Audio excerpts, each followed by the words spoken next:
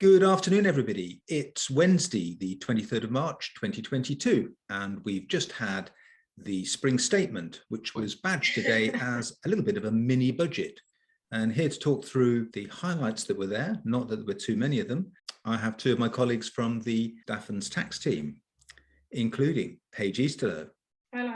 And Brian Jukes. Hi there. Paige, what was your big takeaway point from today's mini budget? Yeah, I guess for me, I saw the most excitement in the House coming from the £3,000 increase in national insurance threshold. I think that would have been the most popular point with quite a few people. I guess the increases in base into in line the threshold with the personal allowance. So it'll be taking it up to 12,570. Rishi suggested that I would be saving a typical employee £330 in the year, effective from July. Well, that's a good point, Brian. July. Where do they get July from? Interesting that he's introducing it in July. The only thing I can think of is this is just giving time for all of the software developers up and down the country to get their payroll software in line.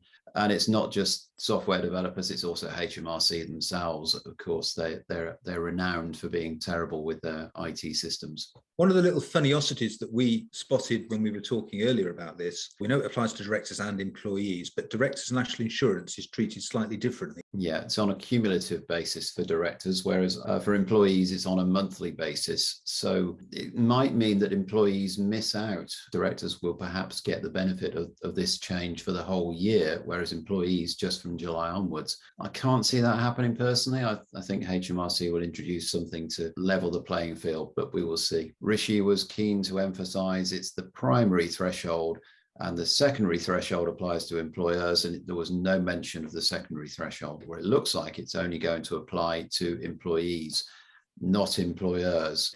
So there's also another headline grabber with this spring statement, which is the proposed change to the basic rate of tax.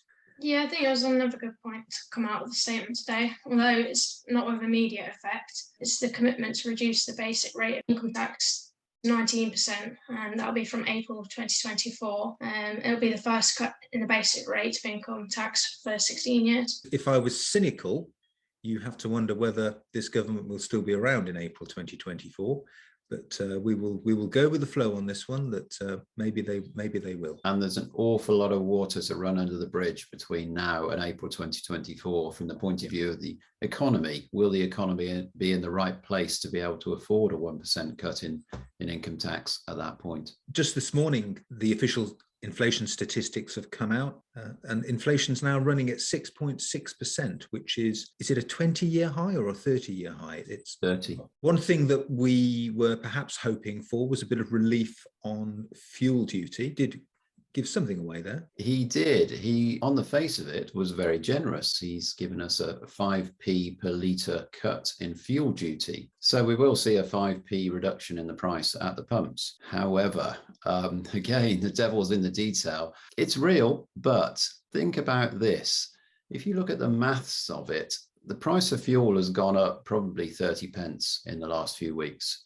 And of that 30 pence, 5 pence a litre represents VAT.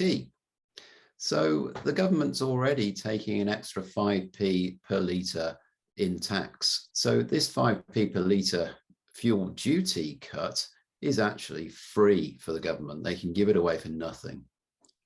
One thing we didn't talk about when we were looking at national insurance is employment allowance. Yeah, definitely. The employment allowance will be increasing to £5,000, which is obviously great for employers. Yeah, I'd like to mention that there's a consultation going to be running between now and next autumn, this coming autumn, regarding R&D tax credits. It's a favourite piece of tax legislation for this government and also for many companies up and down the country who take advantage of it. Maybe it's not as attractive as it needs to be from an international competitive perspective, but it's in the spotlight. We expect to see some changes at the next budget, possibly the rate of R&D expenditure credit for large companies going up.